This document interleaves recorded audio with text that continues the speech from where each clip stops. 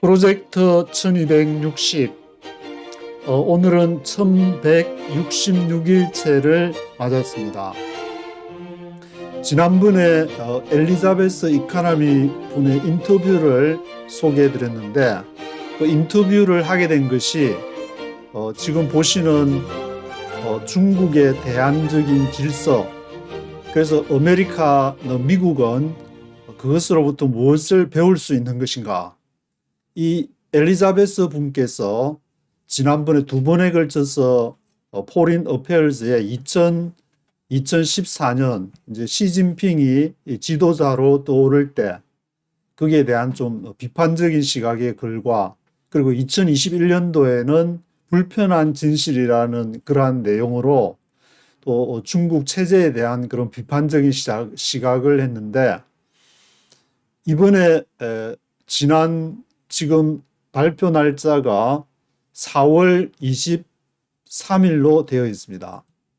그래서 4월 23일에 중국의 대안적인 질서라는 그 제목의 글에서는 중국이 지금까지 이제 전략적으로 추진해오는 그 네 가지 BRI하고, 그 다음에 1대1로, BRI가 이제 1대1로라고 할 수 있는데, 1대1로와 연결을 지어가지고 GDI, 이때 이제 D는 디벨로프먼트, 개발을 말하는 것인데, BRI도 이렇게 철도를 깔고 하니까 개발하고 관련이 있어서 GDI랑 연결을 해서 해오다가, 그리고 GSI,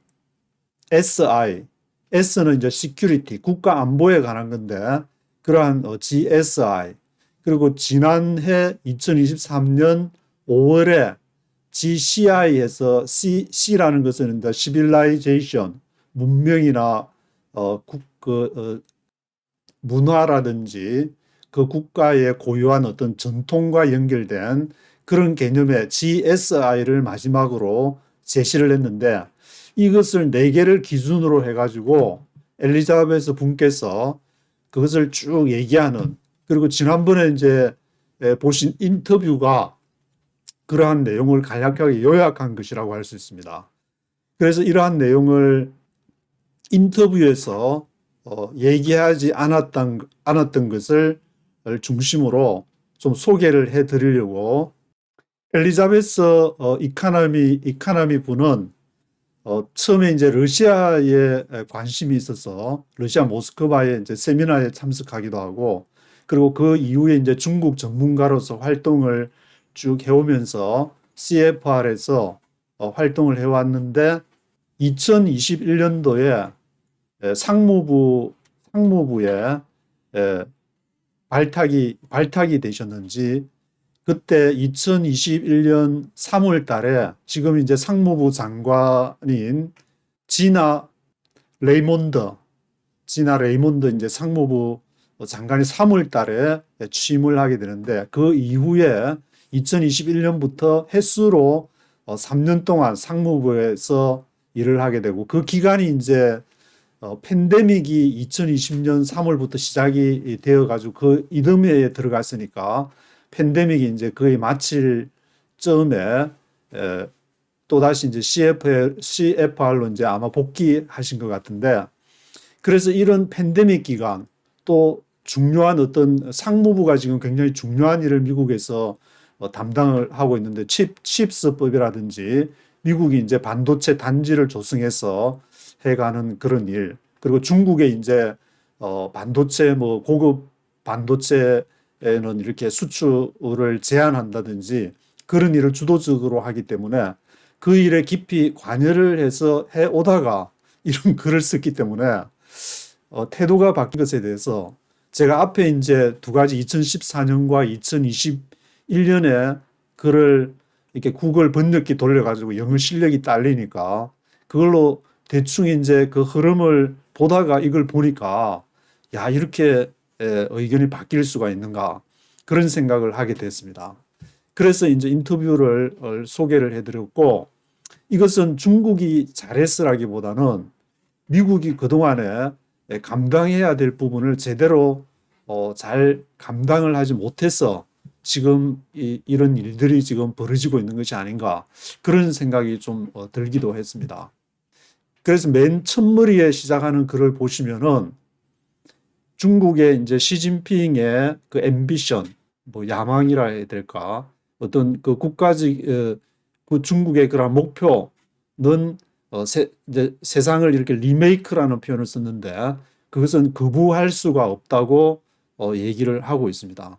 그래서 여기에 이제 대체를 해가야 되는데 그 시진핑의 어떤 계획 속에는 달러를 이렇게 knock off, 이렇게 달러를 무너뜨리는 뭐 그런 것도 있다 그러고 그런 이제 여러 가지 이 전략들을 앞에서 말씀드린 그 네 가지 개념에 따라서 그것을 접근해 가면서 장기적인 목표로 접근해 가고 있다.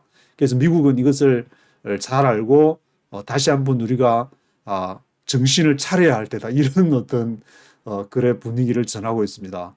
그래서 여기 이제 포 차이니스 프로그램즈 해가지고 네 가지 프로그램인데 1, 2, 3, 4번 앞에서 말씀드린 BRI 1대1로부터 GDI 그리고 GSI, GCI, GCI는 그 문명에 대한 문화에 대한 그러한 개념으로 최근에 작년 한 1년 조금 지난 그러한 개념이라고 할 수 있는데 그래서 여론을 조사해 보면은 이제 퓨 리서치에서 처음에 지난해만 해도 뭐 28%, 23% 중국에 대한 우호를 보이고 미국에 대해서는 60%, 61% 이렇게 나왔는데 점점 지금 시간이 갈수록 중국이 더 치고 올라오는 부분이 있다. 뭐 이런 글들이 쭉 되고 있습니다. 그러면 어떤 방법으로 중국이 이렇게 치고 올라오느냐면은 미국이 도외시하는 부분, 미국은 이제 아프리카라든지 라틴 아메리카라든지 캄보디아, 라오스 이런 나라들을 좀 이렇게 열외로 뭐 왕따라고는 할 수 없겠지만 일부러 그런 건 아니지만 자신의 어떤 스플라이 체인과 미국이 자본주의라는 그런 속성이 있기도 하지만 그런 이익이 되는 국가들과 협력을 하다 보니까 상대적으로 아프리카, 라틴 아메리카, 캄보디아, 라오스 그리고 이제 인터뷰를 할 때는 미얀마도 포함이 됐는데 그런 나라를 좀 도외시하는 경향이 있다. 그래서 이런 그 미국이 접근하지 못하는 부분을 계속해서 그들을 공략해가는 방법으로 지금 미국을 따라잡고 있다. 이런 얘기들을 하고 있습니다. 멀티레이터럴 오르거니제이션, 다자 기구라든지 넌 디모크라시스, 민주주의가 아닌 그런 나라들에게 다가서고 있다고 그렇게 얘기를 하고 있습니다. 그래서 특별히 미국의 팔리시 메이커스, 정치 결정자들에게 지금 이제 단기적으로 중국과의 관계들을 생각해가고 또 중국을 이기기 위해서는 롱텀 게임을 해야 된다. 단기적으로 이기려고 하지 말고 장기적인 어떤 안목을 가져야 된다는 것을 강조를 하고 있습니다. 그러면서 이제 소제목도 보면은 I can see clearly now. 엘리자베스 이카나미 분께서 나는 이제 분명히 본다. 본인이 궁금한 점들을 이렇게 연구소 CFR에 있다가 정부에 직접 들어가서 보니까 그 안에 이제 관계들을 한 횟수 3년에 걸쳐서 아마 다 파악을 하고 이제 이거를 쓰신 것 같은데 그래서 우리가 이 엘리자베스 분께서 하시는 말씀을 눈여겨 귀 기울여서 들어야 되지 않을까 그런 생각이 들고 있습니다. 미국의 하나 이제 강점인 것은 엘리자베스 분께서 문화적인 컬처럴 헤지모니, 그 문화적인 헤게모니를 가지고 있다. 그러면서 그 기업 중에서 이제 메텔하고 코카콜라를 들면서 메텔은 저도 이걸 보면서 메텔이라는 회사를 처음 알았는데 그 바비 인형 같은 거를 전 세계적으로 이것을 만들어서 그 미국의 어떤 문화를 퍼뜨리는 굉장히 중요한 역할을 한다고 그렇게 나와 있었습니다. 이거 메텔과 코카콜라 이런 것들을 통해서 중국은 뭐 언어도 그렇지만 지금 저도 이렇게 포린 어페어즈 영어로 읽고 있는 것이 이런 어떤 문화적인 그런 미국의 영향력 그게 이제 포진된 많은 전문 인력들이 있기 때문에 전에는 뭐 외교학과를 다녔어도 이게 중요하다는 얘기는 들었는데 여기로 이제 접근하기가 아, 여의치가 않고 뭐 여러 가지 뭐 음모론도 들으니까 꼭 이걸 봐야 되냐 그렇게 생각했는데 이걸 쭉 읽어보니까 꼭 음모론만으로는 볼 수 없는 그런 문제들이 너무 많고 또 우리가 귀 기울여야 될 것이 많기 때문에 한동안은 한국의 외교부든지 이쪽 대한민국의 그 상황을 이렇게 어디에 위치해 있는지 조금 아시고자 하는 분들은 이런 외교협회라든지 뭐 파이낸셜 타임즈도 마찬가지고 월스트리트나 블룸버그라든지 그런 외신들을 같이 이렇게 보면서 상황을 파악해야 되지 않을까. 물론 이제 여기 보면은 중국의 CGTN이라고 그런 매체도 나오는데 그것은 신화통신이라든지 CNN의 어떤 두 배가 되는 굉장한 그 지국을 전 세계적으로 180개의 지국을 가지고 있다고 그렇게 언급을 하고 있습니다. 뒤쪽에 이렇게 나오게 되지만 그래서 그런 매체들을 통해서 단기적으로 이렇게 뭐 소식들 해서 보기보다는 좀 장기적인 안목을 가지고 적어도 미니멈 한 2050년까지는 바라보고 좀 국가의 미래를 한반도의 미래를 바라보면서 나가야 되지 않을까 그런 생각을 해보게 됩니다. 그리고 여기 이제 글로벌 사우스라는 게 있는데 위도로 이제 북쪽에 있는 그런 나라들이 주로 선진국에 속하지만 남쪽에 있는 나라들은 미개발국 여기서는 이제 이머징이라는 단어로 해서 떠오르는 국가들이나 아니면은 미들 인컴 컨트리 그렇게 표현을 하고 있는데 그런 나라들에도 이제 관심을 가져야 할 것이다. 그렇게 얘기를 하고 있습니다. 그래서 엘리자베스 이카노미 분께서 이야기를 전개하는 그 전체 이제 카테고리는 이 네 개의 범주 BRI, GDI, GSI, GCI 최근에 나온 GCI까지 네 개의 범주를 가지고 계속 얘기를 전개를 해 나가고 있습니다.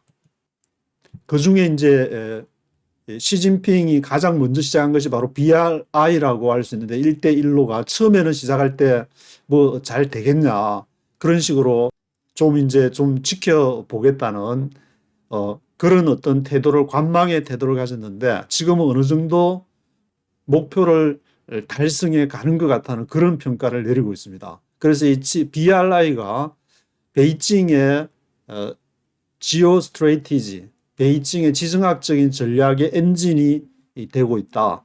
왜냐하면 개발에 필요한 나라들이 많이 있기 때문에 그런 나라들에게 예를 들면은 카자흐스탄 같은 경우에는 그게 이제 풍력 발전을 BRI와 합쳐서 그는 BRI와 연결된 GDI의 어떤 프로젝트를 연결해 가지고 풍력 발전을 통해서 지금 100만 가구 이상의 전기를 지금 공급하고 있다고 그렇게 얘기를 합니다.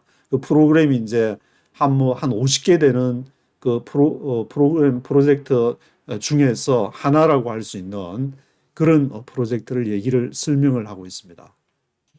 여기 이제 GDI가 유엔하고 이제 연결이 되어 있다는 그 점을 얘기를 하고 GSI 같은 경우에는 이제 여기 S가 시큐리티니까 이것이 러시아가 우크라이나를 침공할 때에 이것은 한 나라의 어떤 시큐리티 국가 안보와 관계되기 때문에 선제적인 대응도 가능하다.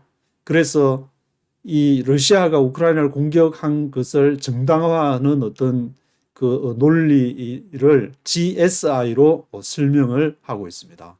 그 나토가 이제 이렇게 확장을 해오는 것을 그저 두고 볼 수가 없기 때문에 러시아가 우크라이나를 침공한 것이다. 이런 식의 개념으로 설명을 하고 있습니다.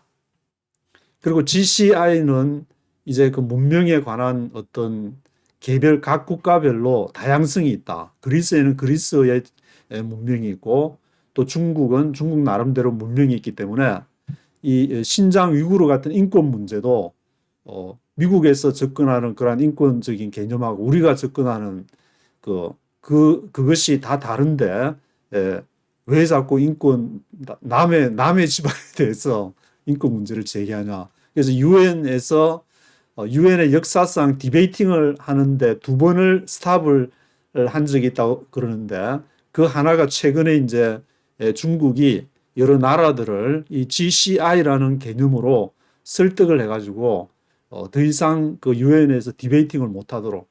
그래서 이제 언론에서 한동안 신장 위구르 인권 소식이 많이 막 들리다가 갑자기 뚝 멈춘 듯한 그런 제가 느낌을 받았는데, 아마 이런 유엔에서의 결정 때문에 그런 것 같다는 것을 알게 됐습니다. 그래서 이 사진은 이제 시진핑이 지난해 11월 달에 샌프란시스코에서 바이든 미국 대통령과 정상회담을 할 때 그 사진을 싣고 있습니다. 중국이 이제 여기서 임베디드라는 표현을 쓰고 있는데, 어디에 이제 집어넣다, 삽입 속으로 이제 집어넣다, 그런 어떤 임베디드. 뭐를 이렇게 중국 성공적으로 임베디드 했냐면은 BRI를 하는데 유엔의 기관이나 프로그램 중에서 24개 이상을, 그게 이제 기관이나 그런 프로그램들을 그 유엔에 삽입을 하고, 또 돈도 보면은 이제 200 밀리언이니까 2억 달러를 플랫지를 해서 기부를 해서 유엔이 추구하는 것과 유엔의 이제 지속 가능한 개발 목표가 있는데, GDI도 유엔하고 똑같은 개발 목표를 해가지고 뒤에서 이제 유엔의 뒤에서 입김을 행사하는 게 바로 미국인데, 그 미국이 이제 하지 말라고 할 수, 왜냐하면 유엔이 하는 목표랑 GDI에서 BRI에서 또 하는 GDI와 관련해서 하는 거랑 또 같으니까 그렇게 하지 말라고 할 수도 없고, 아주 미국이 지금 그런 상황에 처해 있는 것을 얘기를 하고 있습니다. 그래서 여기 제가 GDI가 GCI보다 이제 크다 이렇게 표를 해놓은 것은, 인터내셔널 국제적인 그 스포트가 D는 디벨로프먼트니까 아무래도 지금 이제 당장에 일반 그 나라도 중위권 국가나 신생 떠오르는 그런 나라들에게 필요한 것은 개발이 필요하기 때문에 GDI가 GCI보다 더 중요하다는 그러한 내용을 얘기하고, GDI 50개 프로젝트 중에서 이 트레이닝을 할 수 있는 뭐 그런 기회, 중국에 이제 여행을 해서 방문하거나 어떤 연구를 한다거나, 그것이 10만 개나 된다고 이렇게 얘기를 하고 있습니다.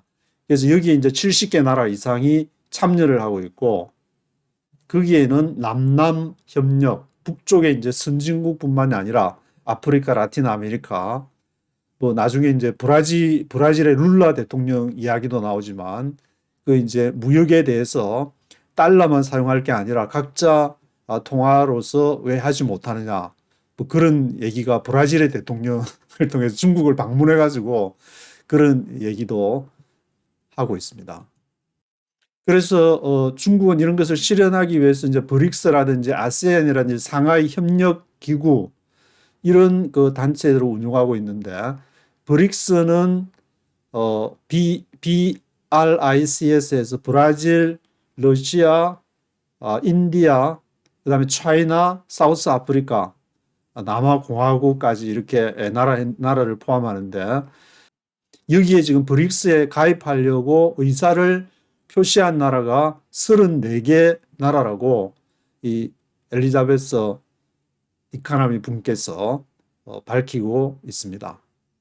그런데 이런 이제 시큐리티, 국가 안보와 관련된 어떤 블락 그룹이 바로 브릭스나 아세안이나 상하이 협력기구 SCO라고 할 수 있는데, 여기에서 어느 쪽에도 가입을 하기 좀 꺼려하는 나라로서 인도와 타지키스탄을 들고 있습니다.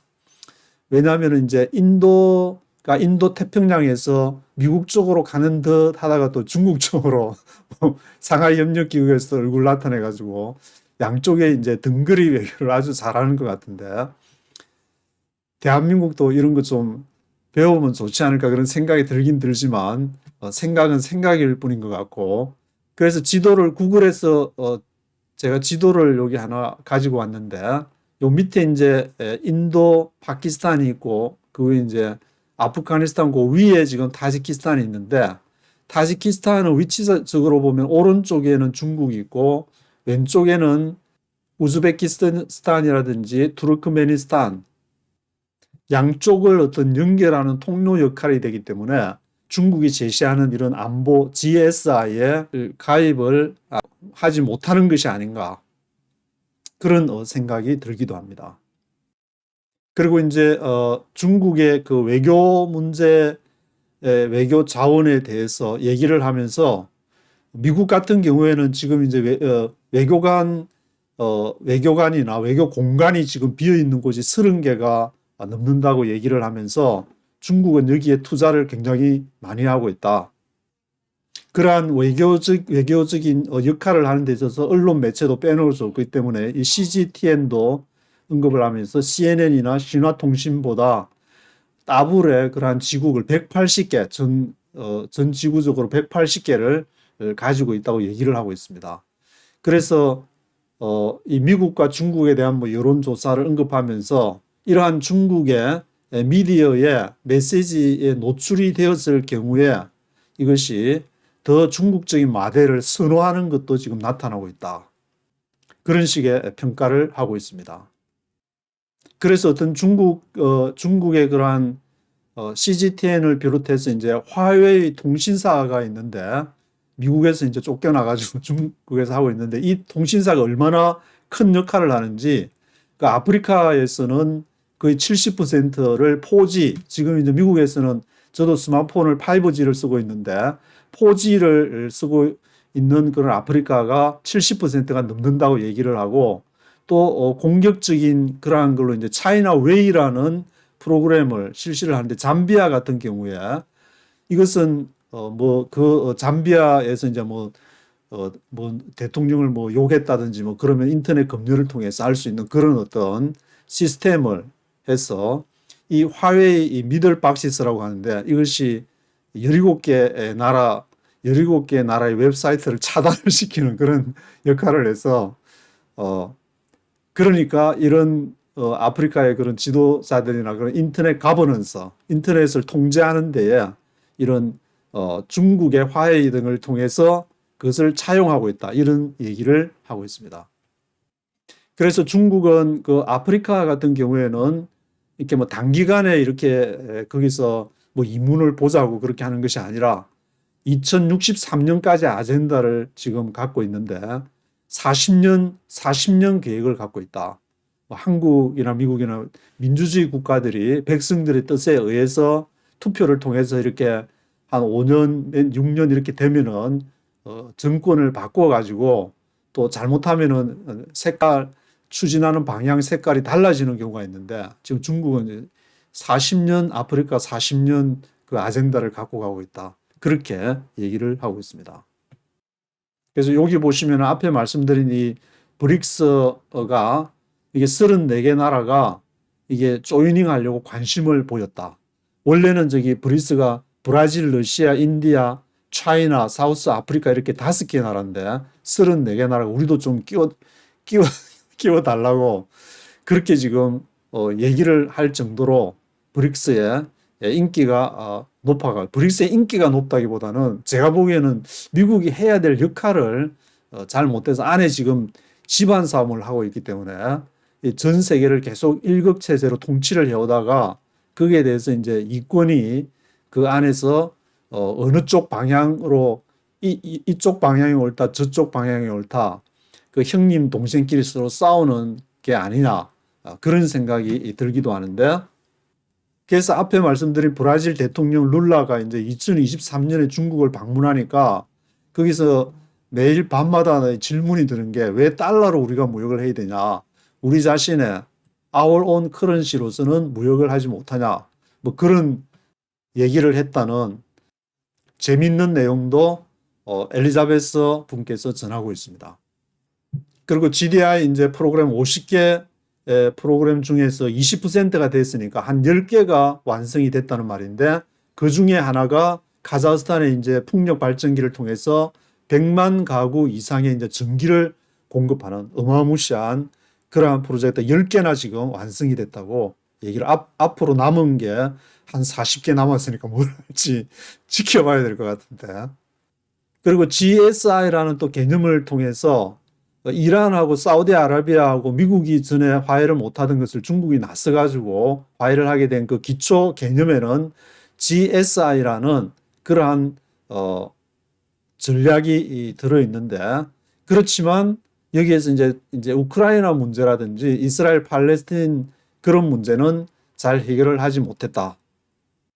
그리고 또 하나는 네팔에 대한 문제를 언급하면서 네팔의 위치가 중국하고 인도 그 사이에 있으니까 중앙에 이제 히말라야 산맥이 있게 되고, 이 네팔 같은 나라는 중국의 GSI에 이렇게 가입하려고 하지 않는다. 포함되려고 하지 않는다.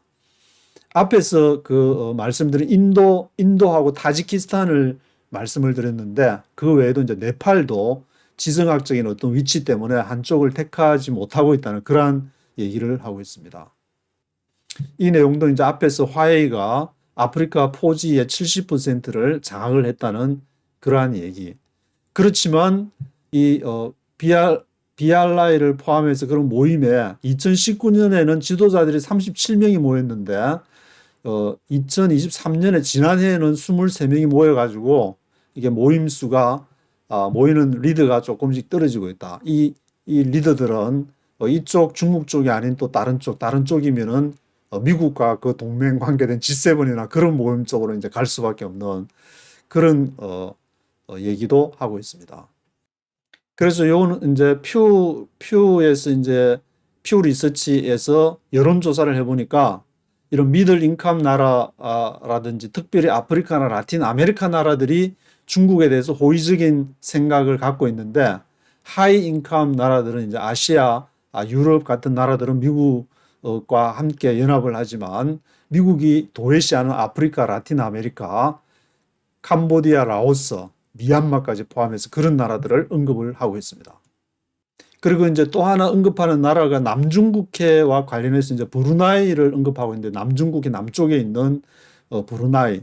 앞에서 이제 GSI에 가입하지 않는 나라로 인도, 타지키스탄, 네팔을 언급을 했는데, 그 중에 이제 브루나이 같은 경우에도 제가 지도를 하나 가져왔는데, 여기 남중국해에 있으면 뭐 도련선을 이렇게 그려가지고 내 바다다.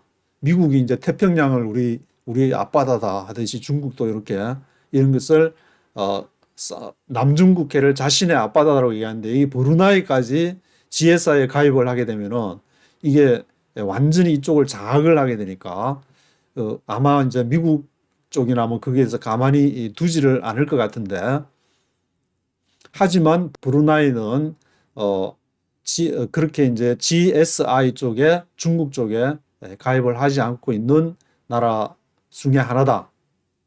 지정학적인 위치가 여기서도 작용을 하는 것 같습니다. 그리고 뭐 여론조사하는 그런 얘기들을 쭉 하면서, 러시아가 우크라이나를 침공했을 때 유엔에서 이제 러시아를 응징해야 된다는 그 표결에 찬성이 141 나라였고, 그리고 반대가 7개 나라. 근데 이제 기권을 32개 나라가 했는데, 이런 나라들은 러시아를 제외한 상하이 협력 기구에 속한 그런 멤버들이 기권을 한 그런 상황이었다고 얘기를 하고 있습니다. 그리고 그 아래쪽으로는 이제 위구르의 소수 인종 그 문제들이 유엔 인권위원회에서 어떻게 이것이 토론회 디베이팅에 붙여지는 것이 거부가 되었는지 그 얘기를 하고 있습니다. 그래서 마지막 그 문단에서 글의 제목이 불로서 불을 싸운다. 아마 이제 미중 간의 대결을 얘기를 한 것 같은데, 어떻게 이것을 중국의 문제를 극복할 것이냐. 미국의 정치 결정권자들에게 아마 강력한 어떤 제안을 하는 것이 아닌가. 그래서 이 유엔이라는 넓은 곳에서 중국은 뭐 크게 어떤 국제기구나 그런 데서 계속 활동을 한 그런 것이 아니기 때문에, 브릭스나 상하이 협력기구가 있지만, 그렇지만 이러한 큰 어떤 미국이 그동안에 운영해 오던 그런 기구에 크지는 않지만 하나하나씩 쌓아오고 있다. 그리고 그것을 이제 오랜 장기적인 그 목표를 가지고 수행을 해 나가고 있다. 그래서 우리도 그런 미국도 그런 장기적인 목표 하에서 진행을 해야 될 것이다. 그런 얘기를 하고 있습니다. 그리고 엘리자베스 분께서 시진핑이 한 말을 소개하는 중에 이제 재밌는 게 하나 있어서 소개해 드리면은, 시진핑은 우리가 지금 100년 동안에 보지 못했던 그러한 것을 보게 될 것이다. 그런 얘기를 했기 때문에 워싱턴은 그 자신의 이제 다이나믹한 어떤 그 미래의 비전을 가지고 이러한 변화되는 시기에 적응을 극복을 해 나가야 될 것이다. 그 변화에 이제 적응하는 것으로 가장 중요한 것을 경제적인 문제, 또 기술적인 그 레볼루션이라고 했는데 혁명을 진보된 그러한 것이 필요하다. 그래서 이러한 진보를 해 나가기 위해서 미국은 높은 표준과 그리고 법에 의한 그러한 통치, 그리고 투명성, 그리고 이제 관료들의 어떤 신뢰, 이러한 것들을, 지속성, 이러한 점들이 중요하다고 강조를 하고 있습니다.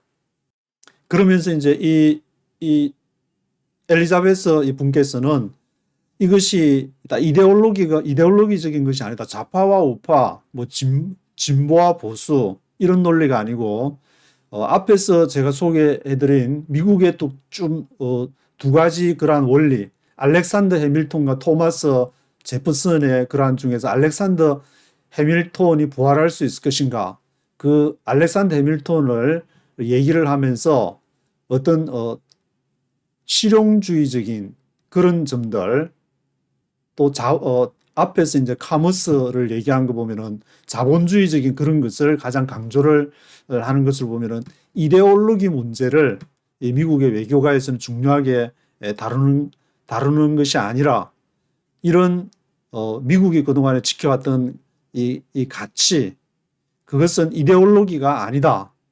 경제적인 문제와 기술적인 어떤 문제임을 강조를 하고 있습니다.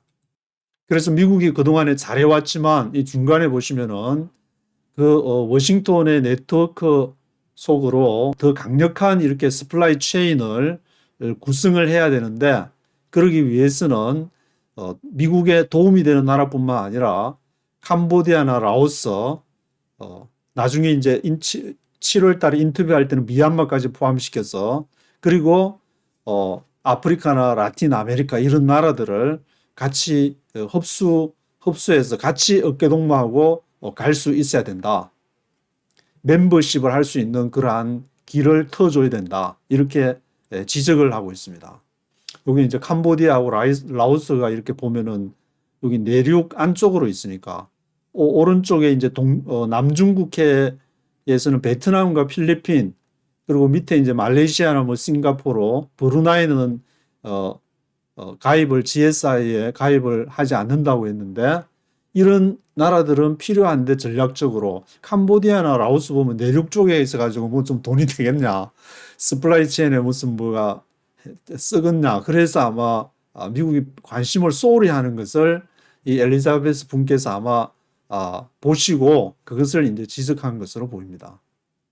올해 3월 달에 중국의 군인들의 모습을 사진으로 싣고 있습니다. 그리고 이제 미국이 잘하는 것 중에 이제 AI가 있는데, 이 AI에 대해서는 이제 어떤 조언을 하냐면은 글로벌한 것으로 이렇게 개발을 시켜 나가야 된다. 개인적인 그런 영역에서부터 시민 사회적인 그 조직으로 발전시켜 나가야 될 것을 제언을 하고 있습니다. 그리고 이런 부분을 이제 시장 경제를 도입한 중국에서도 BRI나 GDI라는 개념으로 그런 개인적인 국가 소유의 기업도 있지만 또 개인적인 어떤 프라이빗 섹터의 그런 부분도 있다는 것을 강조를 하면서, 이런 그 나라들을, 아프리카나 라틴 아메리카 이런 나라들을 FDI라고 나오는데, 외국인 직접 투자 형식으로 이것을 이제 늘려가서 중국보다 더 많은 지원을 할 수 있는 그런 것을 모색을 해 가야 된다.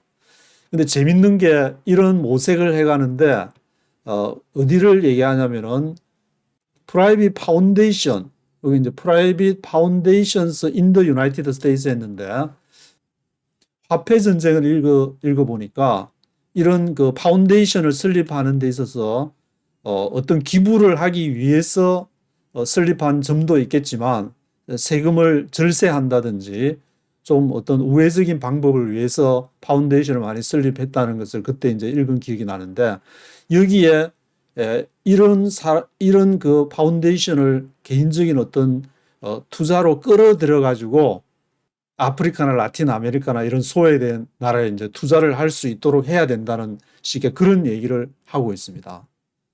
이러한 그 제안은 이제 깊이 전체 흐름이나 상황을 다 보고 돈이 어떻게 흘러가는지를 상무부에서 다 보고 엘리자베스 분께서 이런 제안을 하는 것이 아닌가.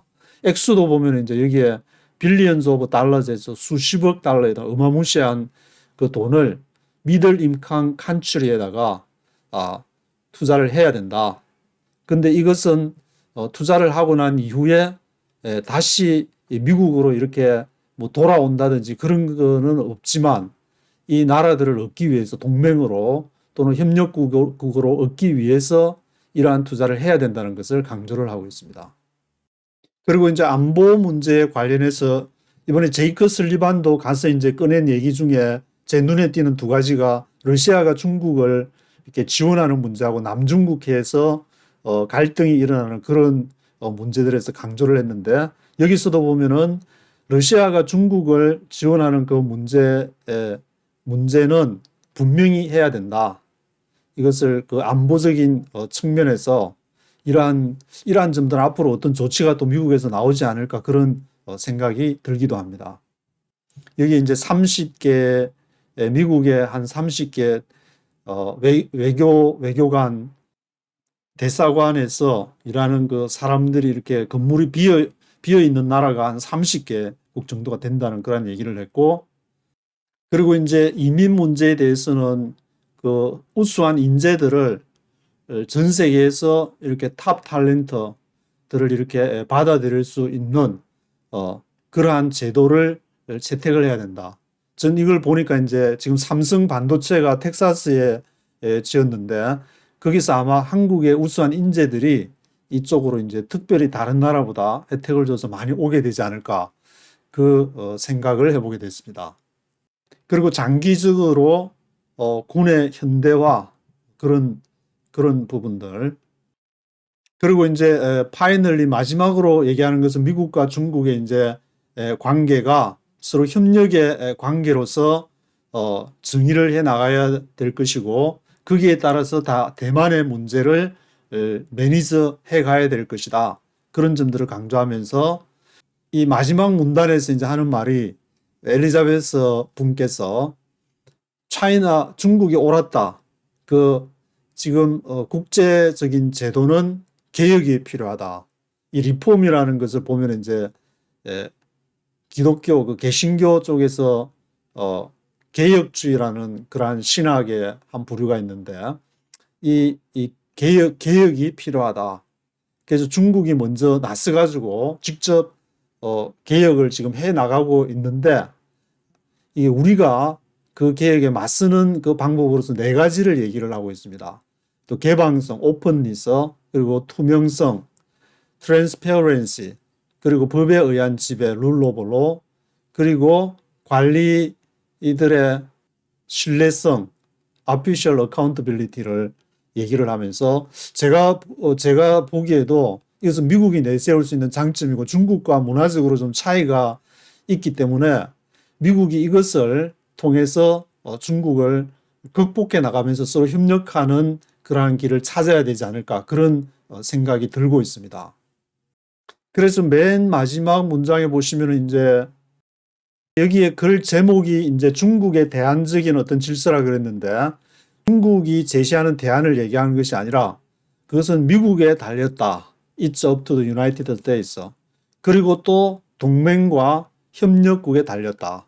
미국의 승리는 장기적인 목표에서 볼 때 얼마나 동맹을 관리하고 그것을 잘 다독여가고 가느냐에 따라 가지고 스스로 어깨동무할 수 있느냐에 따라 가지고 미국의 운명이 달렸다. 그런 식으로 마지막 그 문장을 그렇게 마치고 있습니다.